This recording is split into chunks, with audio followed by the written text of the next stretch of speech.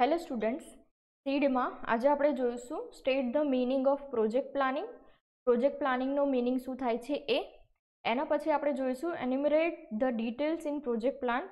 Project પ્લાનમાં કઈ કઈ ડિટેલ આવે છે અને એના પછી આપણે થર્ડ ક્વેશ્ચન જોઈશું list stages of the project planning. Project પ્લાનિંગના કયા કયા સ્ટેજીસ છે એમાં સૌથી પહેલો ક્વેશ્ચન આપણે જોઈએ, પહેલા ક્વેશ્ચનનો આન્સર આપણે જોઈએ state the meaning of project planning. તો એનો મીનિંગ શું છે? A project plan or a capital expenditure proposal represent a package of huge initial investments with a view to generate a stream of benefits over the defined life of the project. શું થાય છે એનો meaning? તો project યોજના અથવા મૂડી ખર્ચની દરખાસ્ત પ્રોજેક્ટના નિર્ધારિત જીવન પર લાભ મેળવવા માટેના દ્રષ્ટિકોણથી વિશાળ પ્રારંભિક રોકાણોના પેકેજને રજૂ કરે છે. એટલે પ્રોજેક્ટ પ્લાનિંગ શું છે? તો આપણે કોઈ પ્રોજેક્ટ બનાવવો છે, મતલબ કોઈ પણ વસ્તુ પર આપણે વર્ક કરવું છે તો સૌથી પહેલાં આપણે શું કરવું પડે? એનું પ્લાનિંગ કરવું પડે, બરાબર. એમાં કેટલું ઇન્વેસ્ટમેન્ટ આપણે કરવું પડશે, ઓકે, કયા વેમાં જઈશું તો આપણો જે પ્રોજેક્ટ છે એ સક્સેસ થશે. તો એ બધું શું છે? પ્રોજેક્ટ પ્લાનિંગ છે. હવે આપણે જોઈએ enumerate the details in project planning. Project પ્લાનમાં જે ડિટેલ આવે છે એ આપણે સવિસ્તાર જણાવવાની છે, ઓકે. તો શું છે એની પ્રોજેક્ટ પ્લાનમાં ડિટેલ કઈ કઈ આવે? તો generally a well drafted project plan report contains following detail. Project report છે એમાં નીચેની વિગતો આવે છે. એમાં સૌથી પહેલી વિગત આવે છે, સૌથી પહેલી ઇન્ફોર્મેશન છે એ છે જનરલ ઇન્ફોર્મેશન. જનરલ ઇન્ફોર્મેશનમાં કઈ કઈ વસ્તુ આવે? તો name and addresses of promoter, partners, company directors, trustees etcetera. તો સૌથી પહેલાં તો કે કંપની છે એ કંપનીમાં કોણે પ્રમોટ કરી છે, બરાબર, એના ડાયરેક્ટર કોણ છે, ટ્રસ્ટી કોણ છે, પાર્ટનર્સ કોણ, સપોઝ પાર્ટનર હોય તો પાર્ટનર્સ કોણ કોણ છે, એના નામ અને એનું સરનામું. જનરલ ઇન્ફોર્મેશનમાં આ વસ્તુ આવશે. એના પછી બીજું શું આવશે? Past profile of each promoter. Suppose કોઈ કંપનીને કોઈ પર્સન પ્રમોટ કરે છે તો એની પાસ્ટ પ્રોફાઇલ શું છે એ. Name and address of the unit, એટલે કે આપણે જે કંપની કઈ જગ્યાએ રાખવાની છે એ યુનિટનું નામ અને એડ્રેસ, ઓકે. આ જનરલ ઇન્ફોર્મેશનમાં આવશે. પછી બીજું શું આવશે? Form of the organisation viz sole proprietorship, partnership, cooperative company etcetera. ઓર્ગેનાઇઝેશનમાંથી પ્રોપર્ટીના પાર્ટનરશિપમાં કોણ છે એ, પછી કોઓપરેટિવ કંપની કોણ છે એ, આ બધાની માહિતી. If the existing unit is planning expansion or diversification, then past performance of last 2 to 3 years. કોઈ પણ કંપની છે, કોઈ પણ યુનિટ છે જો પહેલેથી છે, બરાબર, અને એનું કોઈ નવો પ્લાન્ટ આપણે સ્ટાર્ટ કરી રહ્યા છીએ, બરાબર, અથવા તો એનું ડાયવર્સિફિકેશન કરવામાં આવે, એને કોઈ બીજી જગ્યાએ વાળવામાં આવી રહ્યું છે તો એનું પાસ્ટ 2 થી 3 વર્ષનું પરફોર્મન્સ કેવું હતું એની માહિતી શેમાં આવે છે? જનરલ ઇન્ફોર્મેશનમાં આવે છે, ઓકે. એના પછી શું છે? Product related details. Name of the product and its proposed brand name, એટલે કે આપણે કઈ પ્રોડક્ટ લોન્ચ કરવાની છે એનું નામ, ઓકે. ધેન આફ્ટર કે સપોઝ કોઈ પ્રપોઝડ બ્રાન્ડ નેમ, મતલબ કે બ્રાન્ડનું તમે શું નામ રાખવાનો છો એ પહેલેથી તમે કંઈક વિચાર્યું હોય તો એ. એના પછી છે બીજી પ્રોડક્ટ રિલેટેડ ડિટેલ કઈ આવશે? પ્રોડક્ટ રિલેટેડ ઇન્ફોર્મેશન, એની માહિતી તમારે ડિટેલ્સમાં આપવાની રહેશે. એના પછી શું છે? It is to be manufactured with technical collaboration with domestic or foreign company. જે પ્રોડક્ટ છે, બરાબર, એ જાતે બનાવવાની છે કે પછી કોઈ ફોરેન કંપની જોડે કોલેબોરેટ કરીને અને પછી બનાવવાની છે, બરાબર, કાં તો એને કઈ જગ્યાએ મેન્યુફેક્ચર તમે કરાવવાનો છો એ માહિતી શેમાં આવશે? પ્રોડક્ટ રિલેટેડ ડિટેલ્સમાં આવશે.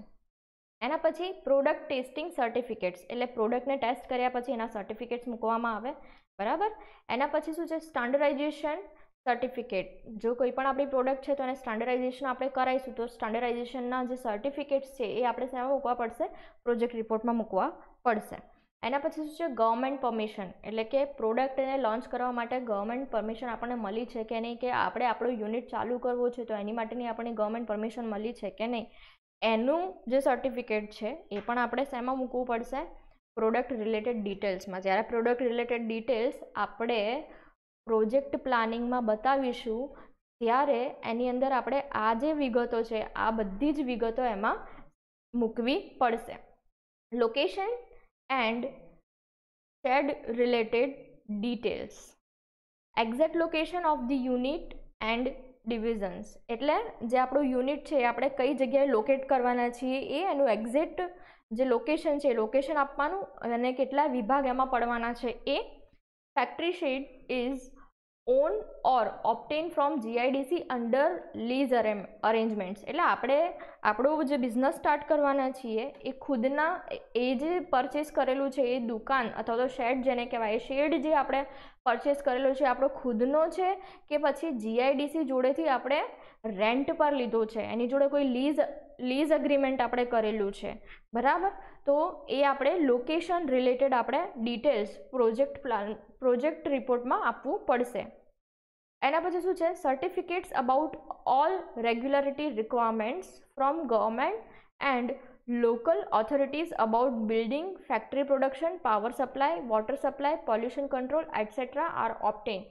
હવે જેટલી પણ ગવર્મેન્ટની રેગ્યુલારિટી છે એ બધા જોડેથી સર્ટિફિકેટ્સ મૂકવામાં આવશે. તો એ જે સર્ટિફિકેટ્સ છે એમાં કયા કયા સર્ટિફિકેટ્સ આવશે? તો ફેક્ટરીનું પ્રોડક્શન છે, બિલ્ડિંગ છે, બિલ્ડિંગનું સર્ટિફિકેટ આવે, પાવર સપ્લાય છે, વોટર સપ્લાય છે, પોલ્યુશન કંટ્રોલ છે, તો આ બધાના સર્ટિફિકેટ્સ મૂકવામાં આવશે. એના પછી શું છે? Machines, equipments, technology etcetera. Machines, equipments, technology etcetera, એટલે જે પ્રોજેક્ટ રિપોર્ટ છે, પ્રોજેક્ટ પ્લાન રિપોર્ટ છે એની અંદર આપણે કઈ કઈ વસ્તુ મૂકવી પડશે? તો મશીનની માહિતી મૂકવી પડે, ઇક્વિપમેન્ટ્સ કયા યુઝ કરીશું એની માહિતી મૂકવી પડશે, ટેકનોલોજીની માહિતી મૂકવી પડશે. અને આ માહિતીની અંદર કઈ કઈ વિગતો આવશે એ તો ટાઈપ્સ ઓફ મશીન, આપણે કયા ટાઈપનું મશીન યુઝ કરવાના છીએ, એ મશીનના સપ્લાયર કોણ છે, name of suppliers, their quotations, machine specification etcetera. મશીનનું સ્પેસિફિકેશન શું છે, એનું કોટેશન શું છે, કેટલામાં ખરીદ્યું, તો આ બધી માહિતી શેમાં મૂકવી પડશે? પ્રોજેક્ટ રિપોર્ટમાં મૂકવી પડશે. એના પછી શું છે? નેચર ઓફ મશીન, ડોમેસ્ટિક છે, ઇમ્પોર્ટેડ છે, સેકન્ડ હેન્ડ છે ઓર એટસેટ્રા. એટલે આપણે મશીન છે ક્યાંથી લાવ્યા છીએ, એ ડોમેસ્ટિક છે કે પછી ક્યાંક બહારથી મંગાવ્યું છે કે પછી આપણે કોઈ સેકન્ડ હેન્ડ મશીન યુઝ કરી રહ્યા છીએ. એના પછી power connection with high tension, low tension, power connection કેવું છે એ, મશીન માટે પાવર કનેક્શન કેવું છે એ. Water connection and sufficient supply of water, water કનેક્શનની માહિતી એમાં મૂકવી પડશે. Drainage connection and liquid and solid waste disposal. હવે ડ્રેનેજ કનેક્શન, જે મશીન છે, મશીન પર જ્યારે વર્ક થાય, બરાબર, તો એનું વેસ્ટેજ છે, વેસ્ટેજને નીકળવાની જગ્યા ક્યાં છે એની માહિતી પણ જ્યારે આપણે કોઈ પ્રોજેક્ટ કરતા હોઈએ તો એની માહિતી પણ ડિટેલમાં મૂકવી પડશે. Technology use contracts, period of use, mode of payments like royalties etcetera. આપણે કઈ ટેકનોલોજી આપણે યુઝ કરવાની છે. સપોઝ કોઈ બહારથી ટેકનોલોજી આપણે કોઈની યુઝ કરતા હોય તો એની જોડેના કોન્ટ્રાક્ટ છે, કેટલા ટાઈમમાં યુઝ કરી શકીએ એની ટેકનોલોજી, કઈ રીતે, સપોઝ આપણે કોઈની ટેકનોલોજી આપણે ખરીદી છે તો શું કઈ રીતે પેમેન્ટ આપણે કઈ રીતે કર્યું છે, એણે આપણને શું રોયલ્ટી આપી છે, એ બધી માહિતી આપણે શેમાં મૂકવી પડે? જે પ્રોજેક્ટ પ્લાન રિપોર્ટ છે, પ્રોજેક્ટ પ્લાન છે એની ડિટેલમાં આપણે મૂકવું પડે. ઓકે. એના પછી છે ટેકનોલોજી યુઝ કોન્ટ્રાક્ટ્સ, આ થઈ ગયું. Install capacity and break even capacity, જે કોઈ પણ મશીન આપણે એને ઇન્સ્ટોલ કરીએ છીએ એના પછી એની કેપેસિટી શું છે અને એનો બ્રેક ઇવન પોઈન્ટ શું છે, ક્યારે આપણું મશીન મેન્ટેનન્સ માંગશે, આ માહિતી આપણે પ્રોજેક્ટ પ્લાનમાં મૂકવી પડશે. Cost of project and means of financing the project. Cost of project indicates monetary investments of long term nature. એટલે આપણો પ્રોજેક્ટ છે, પ્રોજેક્ટનો ખર્ચો શું છે એ. ટોટલ પ્રોજેક્ટ કોસ્ટ, જે પ્રોજેક્ટની ટોટલ કોસ્ટ છે એમાં કઈ કઈ વસ્તુઓનો સમાવેશ થાય છે, તેમાં સૌથી પહેલું છે ફિક્સ્ડ એસેટ્સ, ઇન્વેસ્ટમેન્ટ્સ, એના પછી છે વર્કિંગ કેપિટલ માર્જિન, એના પછી છે pre operative and preliminary expensive, એના પછી છે કોન્ટિન્જન્સીસ, બરાબર. તો આ બધા શું છે ટોટલ પ્રોજેક્ટ કોસ્ટમાં આવે છે. એના પછી છે means of financing the project cost. The above mentioned total project cost is obtained from the following sources. જે આપણને ઉપર અહીંયા ટોટલ પ્રોજેક્ટ કોસ્ટ બતાવી છે એ શેના પરથી આવશે? તો promoters prime equity contribution, promoter કોઈ પણ કંપનીને કેટલું ફંડ આપે છે એ, borrowed funds or term loan from financial institution, આપણે જે ફંડ લીધું છે એ, કેટલી લોન પાસ થઈ છે એ, ગવર્મેન્ટ કેશ સબસિડી, ગવર્મેન્ટ આપણને કોઈ સબસિડી પ્રોવાઈડ કરે છે તો કેટલી છે એ, ઇન્ટરનલ ફિનાન્સિંગ, તમે તમારો પોતાનો કેટલું રોકાણ એ કંપનીમાં કરો છો એ, તો આ બધી માહિતી આપણે જે કોસ્ટવાળી કોસ્ટ ઓફ પ્રોજેક્ટ છે એમાં આપણે આપવું પડે, બરાબર. એના પછી છે ડિમાન્ડ એન્ડ માર્કેટ કન્ડિશન. તો ડિમાન્ડ, કોઈ પણ પ્રોડક્ટની ડિમાન્ડ કેટલી છે અને માર્કેટની કન્ડિશન શું છે એ પણ આપણે પ્રોજેક્ટ પ્લાનમાં કન્સિડર કરવું પડે. હવે ડિમાન્ડ અને માર્કેટ કન્ડિશનમાં શું આવે? તો નેચર ઓફ માર્કેટ, માર્કેટનું નેચર કઈ પ્રમાણનું છે, ટોટલ ડિમાન્ડ, એના પછી market share of the company, એના પછી છે possibilities and ease of entry of competitor, nature of product market, બરાબર.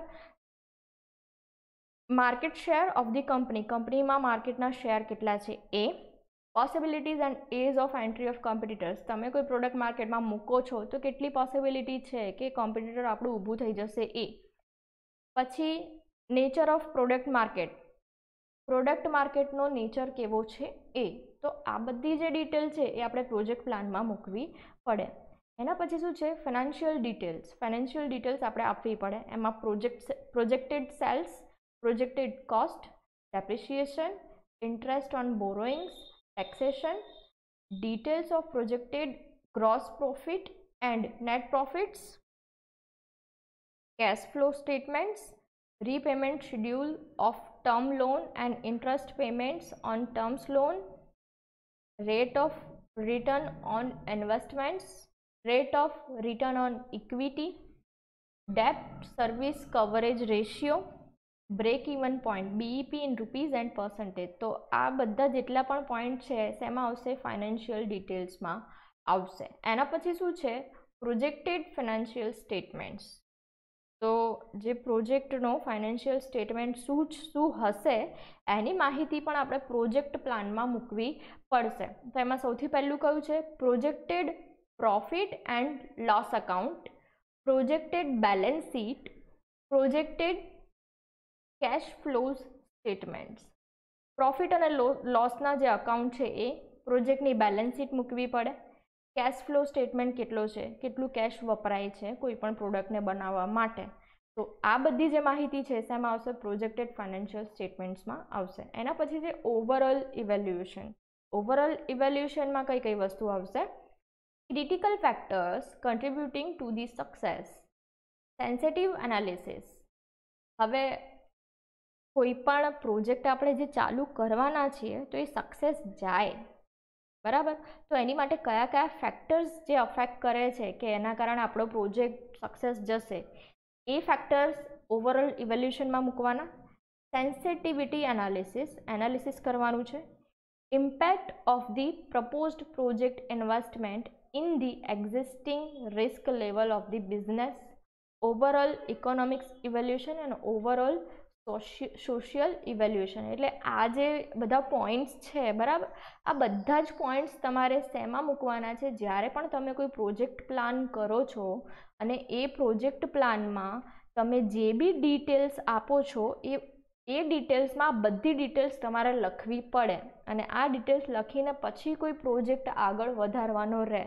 હવે જે ગુજરાતી મીડિયમની બુક છે, ગુજરાતી મીડિયમની બુકમાં આ ક્વેશ્ચનનો આન્સર આપેલો નથી, એટલા માટે મેં જે મેન્શન કર્યું છે એ જ આન્સર. સપોઝ આ ક્વેશ્ચન પૂછાય 3 માર્ક્સમાં તો આ જ આન્સર તમારે લખવાનો રહેશે. અને એમાં જે ઇંગ્લિશ વર્ડ્સ છે એ ઇંગ્લિશ વર્ડ્સ પણ તમારે યાદ રાખવા પડશે. ઓકે, હવે લાસ્ટ ક્વેશ્ચન આપણે જોઈએ કે list stages of the project planning. Project પ્લાનિંગના સ્ટેજ કયા કયા છે? કેટલા માર્ક્સમાં પૂછાયેલો છે? 2 માર્ક્સમાં ક્વેશ્ચન પૂછાયેલો છે, બરાબર. એમાં ટોટલ કેટલા સ્ટેજ છે? 5 સ્ટેજ છે. અને શું કીધું છે? લિસ્ટ, એટલે કે ફક્ત નામ લખવાના છે. આમાં કોઈ તમારે આને વધારે ઇલોબરેટ કરવાની જરૂર નથી, સવિસ્તાર કંઈ પણ લખવાનું નથી. કયા કયા સ્ટેજ છે? તો સૌથી પહેલું છે પ્રોજેક્ટ આઈડેન્ટિફિકેશન, એના પછી છે પ્રોજેક્ટ ફોર્મ્યુલેશન, એના પછી છે પ્રોજેક્ટ ઇવેલ્યુએશન, એના પછી છે પ્રોજેક્ટ ઇમ્પ્લિમેન્ટેશન અને છેલ્લું છે પોસ્ટ ઇમ્પ્લિમેન્ટેશન ઓડિટ. તો આ 5 સ્ટેપ છે, આ 5 સ્ટેપ્સ શેના છે? પ્રોજેક્ટ પ્લાનિંગના છે. અને પ્રોજેક્ટ પ્લાનિંગ જે ટોપિક છે એ કેવો છે? ઇમ્પોર્ટન્ટ ટોપિક છે અને આના ક્વેશ્ચન વારંવાર એક્ઝામમાં પૂછાયેલા છે. બરાબર, મેં અત્યાર સુધી તમને જેટલા પણ ક્વેશ્ચનના આન્સર ચલાવ્યા છે એ બધા મોસ્ટલી ટોપિક વાઇઝ ચલાવ્યા છે. બરાબર, એટલા માટે પ્રોજેક્ટ પ્લાનિંગનો જે હાફ ટોપિક છે, હાફ ટોપિક અહીંયા કમ્પ્લીટ થાય છે અને આગળ બી જે 3 પાર્ટમાં મેં અલગ અલગ ટોપિક્સ ચલાવ્યા હતા એ પણ ટોપિક્સ કમ્પ્લીટ થાય છે. ઓકે, જેટલું પૂછાય છે એટલું જ ચલાવ્યું છે અને એટલું જ તમારા ચેપ્ટરમાં રીડ કરવાનું છે, વધારાનું રીડ કરવાની કોઈ જરૂર નથી. તો નેક્સ્ટ લેક્ચરમાં આપણે નેક્સ્ટ જે ક્વેશ્ચન્સ છે એ નેક્સ્ટ ક્વેશ્ચન્સ ચલાવીશું અને એનું જે સોલ્યુશન છે એનું સોલ્યુશન જોઈશું. So thank you.